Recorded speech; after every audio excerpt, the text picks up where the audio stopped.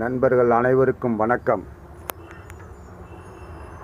நண்பர்களை இன்றைக்கி நம்ம இந்த வீடியோவில் எங்கே சுற்றி பார்க்க போகிறோன்னா, இப்போ நம்ம நின்றுக்கிட்டு இருக்கிற இடம் பார்த்திங்கன்னா பீச்சுங்க, மெரினா பீச். உங்களுக்கு பார்த்தா பின்னாடி தெரியும், உழைப்பாளர் சிலை இருக்குது பாருங்கள் பின்னாடி. மெரினா பீச்சுக்கு தாங்க இன்றைக்கி நம்ம வந்திருக்கோம். இன்றைக்கி நம்ம இதை தான் சுற்றி பார்க்க போகிறோம். நண்பர்களே, உங்களுக்கு இந்த வீடியோ பிடிச்சிருந்தால் லைக் பண்ணுங்கள், ஷேர் பண்ணுங்கள், சப்ஸ்கிரைப் பண்ணுங்கள். நம்ம முதல்ல இன்றைக்கி ஞாயிற்றுக்கிழமை அப்படின்றதுனால இன்றைக்கி வந்தது பார்த்திங்கன்னா கூட்டம், செம்ம கூட்டம். பார்த்திங்கன்னா உங்களுக்கு சைடில் தெரியும் எவ்வளோ கூட்டம் இருக்குது அப்படின்னு. அதனால் நம்ம ஃபஸ்ட்டு எம்ஜிஆர் சமாதிக்குள்ளே போய் சுற்றி பார்த்துட்டு அதுக்கப்புறமா பீச்சு கடற்கரை ஓரமாக போகலாம் அப்படின்னு சொல்லி முடிவு பண்ணிட்டோம். இப்போ பார்த்திங்கன்னா நம்ம திரு எம்ஜிஆர் அவர்களுடைய சமாதி கிட்ட தான் வந்திருக்கோம். அந்த நுழைவு வாயில் கிட்ட நின்றுட்டுருக்கோம். இங்கேயே பாருங்கள் கூட்டம் எவ்வளோ வெளியில் வந்துக்கிட்டு போயிட்டு உள்ளே இருக்காங்க. அந்த அளவுக்கு கூட்டம் இன்றைக்கி ஞாயிற்றுக்கிழமை அப்படிங்கிறதுனால. ரெண்டாவது நம்ம பார்த்திங்கன்னா ஒரு மத்தியான டைம், இதனால சரியான வெயில் வேறு. நம்ம உள்ளே வந்துட்டோம், உள்ளே போக போகிறோம்.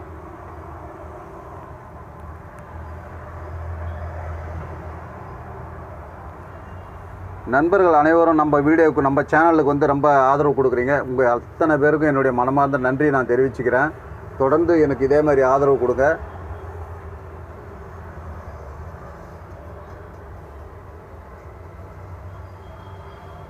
உங்களுக்கு ஏதாவது ஒரு இது நான் மாற்றி அமைக்கணும் இப்படின்னா நீங்கள் எனக்கு கமெண்டில் சொல்லுங்கள். கண்டிப்பாக நான் அதுக்கு அதுக்கு தகுந்த மாதிரி மாற்றி அமைச்சுக்குவேன்.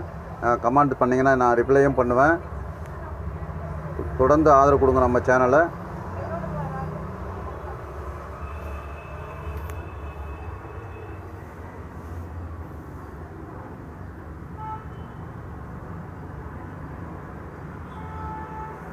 இப்போ பார்த்தீங்கன்னா நம்ம உள்ளே லெஃப்ட் ஹேண்ட் சைடில் பார்த்தீங்கன்னாக்கா எம்ஜிஆர் அருங்காட்சியகம் அப்படின்னு சொல்லி இருக்குங்க. அதுக்குள்ளே போனாக்கா அவருடைய பழைய நினைவுகளுடைய ஃபோட்டோ, அதாவது பழைய காலத்துடைய நினைவுகளுடைய ஃபோட்டோஸ் அந்த மாதிரிலாம் இருக்கும் அதுக்குள்ளே. இப்போ நம்ம ரைட் ஹேண்ட் சைடில் வந்திருக்கோம். ரைட் ஹேண்ட் சைடில் பார்த்தீங்கன்னா அதை பாருங்கள், எம்ஜிஆர் அவர்களுடைய உருவச்சிலை இருக்குது.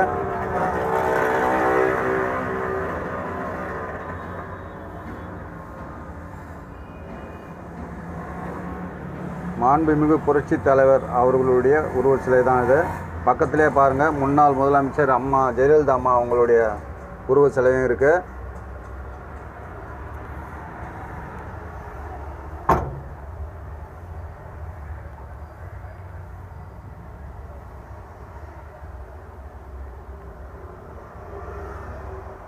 நல்ல வெயில் டைமுங்கிறதுனால ஜனங்க பார்த்திங்கன்னா அங்கங்கே அப்படியே வட்டமாக உட்காந்துட்டாங்க. ஓரமாக நிழல் பார்த்து உட்காந்துட்டாங்க. நம்ம சரியாக கரெக்டாக 1 மணி டைமில் போயிட்டோம். அதனால் ஜனங்கள்லாம் பார்த்திங்கன்னா வீட்டிலேருந்து சாப்பாடு கொண்டு வந்து வச்சுக்கிட்டு அங்கங்கே நிழல் எங்கெங்கே இருக்குது அங்கங்கெல்லாம் அப்படியே அமைதியாக உட்காந்துட்டாங்க சைடில். இங்கே கடற்கரை இருக்குது அப்படிங்கிறதுனால நமக்கு அந்த காற்று வெயில் அவ்வளோவா நமக்கு காமிக்கலை. இருந்தாலும் கீழே தரை பயங்கரமாக சூடாக தான் இருக்கும். செருப்பு இல்லாமல் போனீங்கன்னா உங்களுக்கு பயங்கரமாக சூடாக தான் இருக்கும்.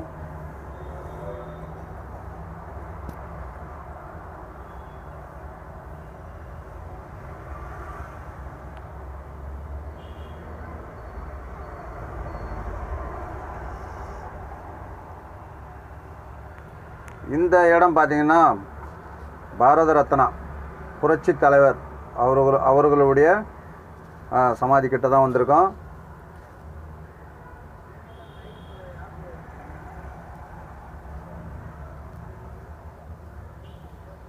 ஊர்லேருந்து வரக்கூடிய நண்பர்கள் அத்தனை பேரும் நீங்கள் வரும்பொழுது பார்த்திங்கன்னா ஞாயிற்றுக்கிழமை பிளான் பண்ணி வராதிங்க. அந்த நாளில் பார்த்திங்கன்னா உங்களுக்கு இங்கே நம்ம லோக்கல் ஜனமே பயங்கரமாக கூட்டம் இருக்கும். மற்ற நாட்களில் வந்தீங்கன்னு சொன்னால் உங்களுக்கு கொஞ்சம் ஃப்ரீயாக இருக்கிறதுக்கு வாய்ப்பு இருக்குது. அப்போ நீங்கள் கொஞ்சம் ஃப்ரீயாக சுற்றி பார்த்துட்டு போகலாம். பாருங்கள், உழைப்பாளர் சிலை இருக்குது பக்கத்தில். அதுக்கு பக்கத்தில் பார்த்திங்கன்னா எம்ஜிஆர் அம்மா ஜெயலலிதா அவங்களுடைய இது இருக்குது. அதுக்கு அந்தாண்ட பார்த்திங்கன்னா அறிஞர் அண்ணா கலைஞர் அவர்களுடைய சமாதி இருக்குது. நீங்கள் சுற்றி பார்க்குறதுக்கு உங்களுக்கு கிட்டத்தட்ட ஒரு 1/2 நாள் தேவைப்படும். அதனால் பார்த்துக்கோங்க. நீங்கள் ஞாயிற்றுக்கிழமை தவிர்த்து மற்ற நாளில் வந்தீங்கன்னாக்கா உங்களுக்கு ரொம்பவே ஈஸியாக இருக்கும். நீங்கள் சுற்றி பார்க்கலாம்.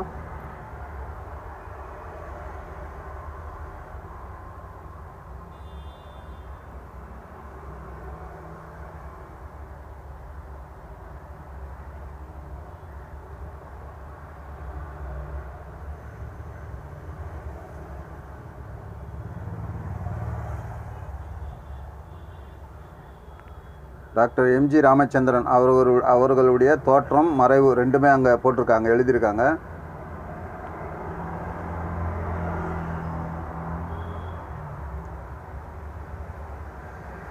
இதை முடிச்சுட்டு அப்படியே நம்ம நேராக போனோம்னு சொன்னாக்கா அந்த பக்கம் பாருங்கள், இதை சுற்றி முடித்து நம்ம அந்த பக்கம் போனோம்னாக்கா அம்மா ஜெயலலிதா அம்மா அவங்களுடைய சமாதி இருக்குது.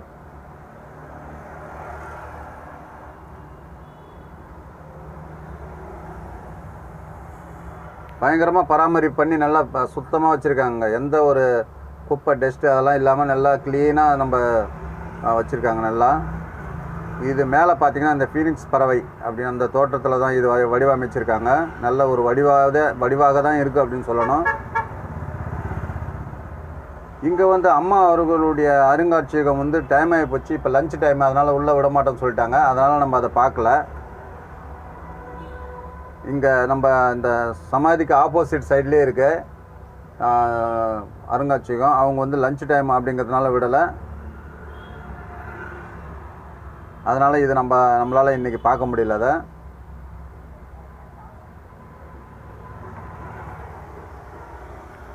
இங்கே பாருங்கள், செல்வி ஜெயலலிதா அவர்களுடைய தோற்றம் மறைவு ரெண்டுமே அவங்க கீழே எழுதியிருக்காங்க.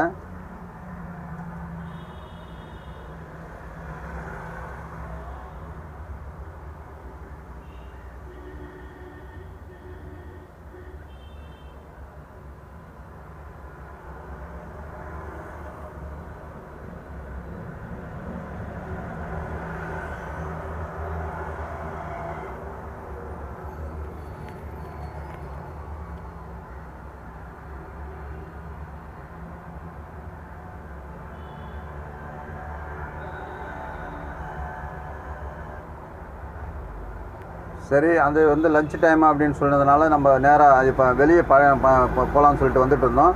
ஆனால் எம்ஜிஆர் அருங்காட்சியகம் வந்து அது பார்க்கலான்னு சொல்லி அது அலோடுன்னு தான் சொன்னாங்க. அதுக்கு ஜனங்க போய்கிட்டு இருந்தாங்க. சரி, நம்ம அதை பார்த்துருவோம்னு சொல்லிட்டு அங்கே போய்கிட்டு இருக்கோம். அவருடைய அருங்காட்சியகத்தை சுற்றி பார்க்க போகிறோம்.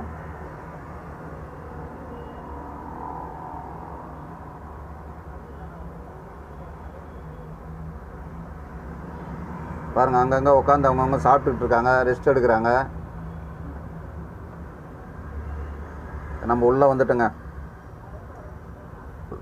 உள்ளே பார்த்தீங்கன்னா இந்த மாதிரி நூற்றுக்கணக்கான ஃபோட்டோக்கள் மாட்டி வச்சுருக்காங்க. இதெல்லாம் வந்து பழமையான அவருடைய நினைவாக மாட்டி வச்சுருக்காங்க. பழைய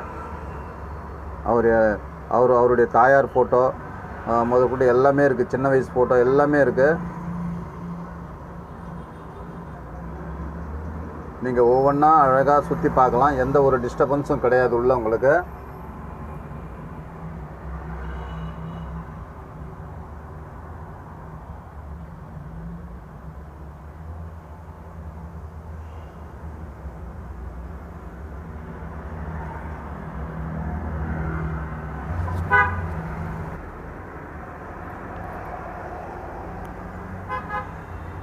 ரொம்ப ஒரு 40-50 வருஷத்துக்கு முன்னாடி ஃபோட்டோலாம் வந்து வச்சுருக்காங்க.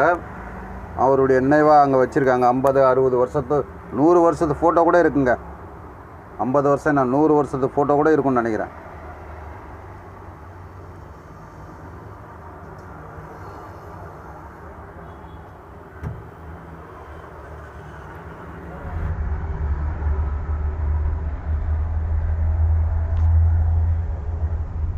அப்புறம் பார்த்தீங்கன்னா சென்டராக வந்து பார்த்தீங்கன்னாக்கா ஒரு கண்ணாடி பெட்டியில் இருக்காங்க. இந்த கண்ணாடி பெட்டிக்குள்ளே என்ன இருக்குது அப்படின்னு பார்த்தீங்கன்னா அவருடைய ஷூ, அவர் போட்டிருந்த ஷூ இருக்குது பாருங்கள், ஷூ இருக்குது.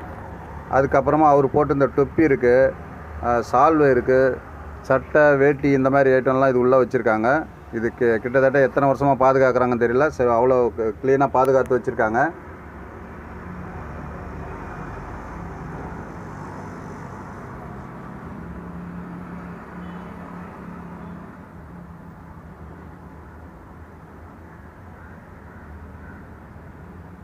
இப்படி ஒரு மனிதர் நம்ம தமிழ்நாட்டில் வாழ்ந்திருக்கார் அப்படிங்கிறதுக்கு ஒரு அடையாளமாக தாங்க இது வந்து எத்தனை காலங்கள் ஆனாலும் கடந்து போனாலும் இங்கே வந்து பார்க்குறவங்களுக்கு வரக்கூடிய சந்ததிகள் அவங்க வந்து பார்த்து தெரிஞ்சுக்குவாங்க.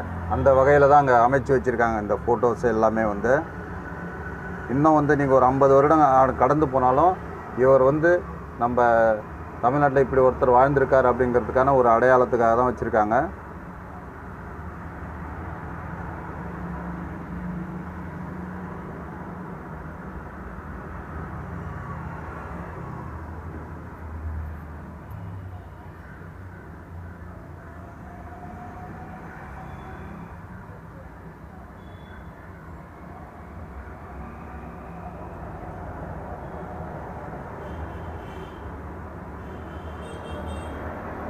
பாருங்கள், அவர் நடித்த சினிமாவில் வந்து ஸ்டீல்ஸ் இது எல்லாமே 100 நாள் ஓடினது, 200 நாள் ஓடினது, இந்த மாதிரி ஸ்டீல்ஸு, அந்த மாதிரி வெள்ளி விழா கொண்டாடினது, இந்த மாதிரிலாம் இருக்குது. அந்த மாதிரி ஒரு அவார்டெலாம் வாங்கி அதுக்குள்ளே வச்சுருக்காங்க.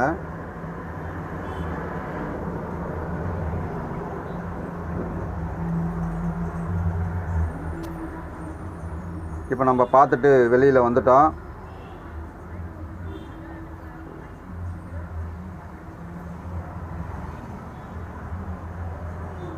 இப்போ நம்ம வெளியில் போய்கிட்டு இருக்கோங்க.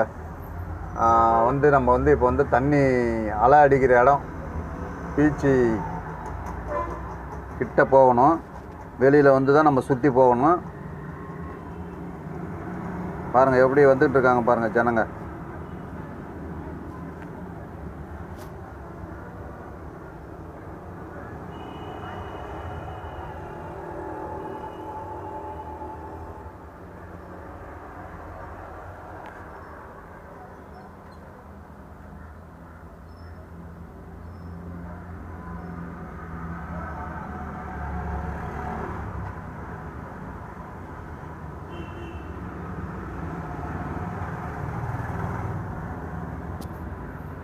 இப்போ நம்ம வெளியில் மறுபடியும் அந்த உழைப்பாளர் சிலை இருக்குது பார்த்தீங்களா, அந்த வழியாக நம்ம பீச்சுக்குள்ளே இறங்கி போகிறதுக்கு வந்திருக்கோம். இங்கே இருந்து நம்ம கீழே இறங்கி போகிற நெடுக்க நம்ம தண்ணி இருக்குது பாருங்கள், அது வரைக்குமே ஒரே லைனாக வச்சுருக்காங்க கடை. அதுக்குள்ளே என்ன 2 சைடுமே கடை வச்சுருக்காங்க, அவ்வளோ கடை இருக்குது.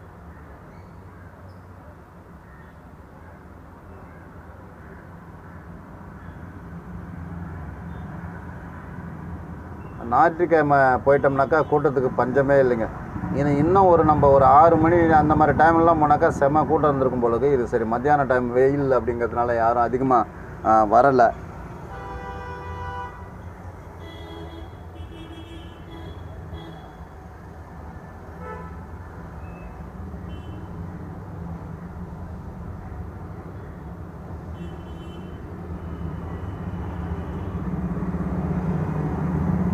இந்த மணலில் பார்த்திங்கன்னா நம்ம செருப்பு இல்லாமல் நடக்கவே முடியாதுங்க, அவ்வளோ கஷ்டம். மணல் அப்படியே உள்ள காலை வாங்குது. ரெண்டாவது செருப்பு இல்லாதவங்க நடக்கவும் முடியாது, மணலே அந்த அளவுக்கு சூடாக இருக்குது. வெயில் பார்த்துக்கோங்க, செம்ம வெயில். அதனால் மணல் ரொம்பவே சூடாக இருக்குது.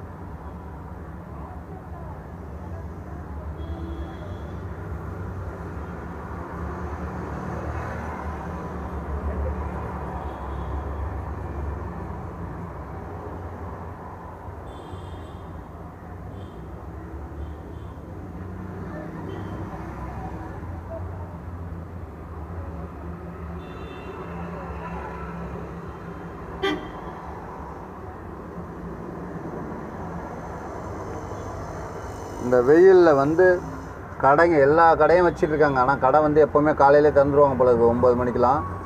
எல்லா கடையுமே இருந்தது.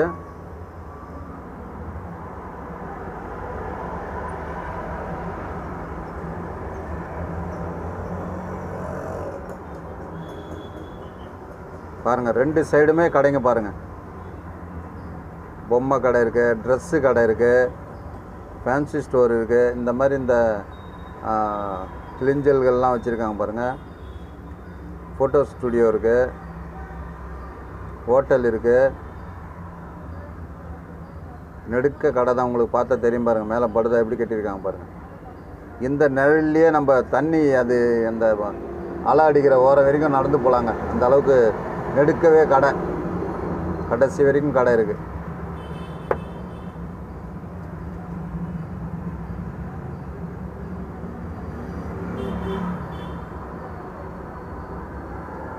அந்த கடையெல்லாம் கடந்து வந்துட்டோம். இங்கே பார்த்தீங்கன்னா ஒரு 4 கடை இருக்குது. இந்த 4 கடையுமே மீன் மசாலாவை தடவி அப்படியே வச்சுருக்காங்க. நம்ம கேட்டாக்கா அதை வந்து அப்படியே எடுத்து ஃப்ரை பண்ணி கொடுப்பாங்க. ரேட்டு எவ்வளோன்னு சொல்லி 50 ரூபா, அதாவது ஆரம்பம் வந்து 50 ரூபா. 50 ரூபாயில் இருந்து உங்களுக்கு வந்து 200, 300 ரூபா வரைக்கும் வச்சுருக்காங்க மீன். 200, 300, 500 கூட வச்சுருக்காங்க மீன். அந்தளவுக்கு மசாலா போட்டு தடவி ஒரு முழு மீனை வந்து அப்படியே வந்து மசாலா தடவி வச்சுருக்காங்க. நம்ம விலை பேசி அப்படியே எடுத்து எண்ணெயில் போட்டு பொரிச்சு கொடுத்துட்றாங்க. இங்கே பாருங்கள், எல்லாம் ஃபுல்லாக மசாலா தடவி எப்படி வச்சுருக்காங்க பாருங்கள். இப்போ நம்ம கிட்ட வந்தாச்சு. இதுக்காக தாங்க காத்துக்கிட்டு இருந்தோம். இந்த கடல் அலைக்காக தான் பார்க்கணுன்னு காத்துக்கிட்டு இருந்தோம். கிட்ட வந்தாச்சு. இங்கே பாருங்கள், பார்த்தீங்கன்னா உங்களுக்கு கூட்டம் தெரியும். எவ்வளோ கூட்டம் இருக்குது பாருங்கள். இவ்வளோ இந்த மாதிரி அலையிலையும் அங்கே பாருங்கள் நிறைய பேர் எப்படி குளிச்சுக்கிட்டு இருக்காங்க. அதை வேடிக்கை பார்க்குறதுக்கு முக்கால்வாசி பேர் வேடிக்கை பார்த்துக்கிட்டு இருக்காங்க. தைரியம் இருக்கிறவங்க மட்டும் குளிக்கிறாங்க. கூட்டம் பாருங்கள், கண்ணு கெட்டின தூரத்துக்கு இந்த பக்கம் 1 கிலோமீட்டர், அந்த பக்கம் 1 கிலோமீட்டர்னு அதுக்கு மேலேயே கூட இருக்கும் போல் இருக்குது கூட்டம். அந்த அளவுக்கு கூட்டம். வெளியூர்லேருந்து வர நண்பர்களும் சரி, இங்கேருந்து நண்பர்களும் சரி, குடும்பத்தோடு போகிறவங்க கண்டிப்பாக உங்களுடைய உடைமைகளை வந்து நீங்கள் பத்திரமா பாதுகாப்பாக வச்சுக்கணுங்க. ஏன்னா இங்கே இந்த கூட்டத்தில் நீங்கள் மிஸ் பண்ணிட்டீங்கன்னா ஒன்றும் செய்ய முடியாது. இங்கே நல்லவங்க யார் கெட்டவங்க யாருன்னு வந்து நீங்கள் உங்களால் கண்டுபிடிக்கவே முடியாது.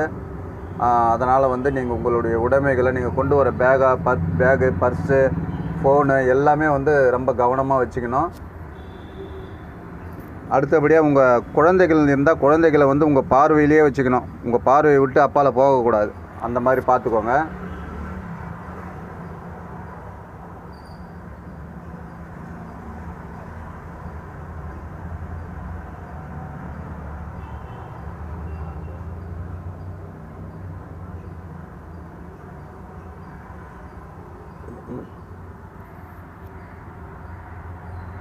ஓகே நண்பர்களே, நம்ம இந்த வீடியோவை இதோடு முடிச்சுக்குவோம். மீண்டும் அடுத்து ஒரு வீடியோவில் சந்திப்போம். நன்றி, வணக்கம்.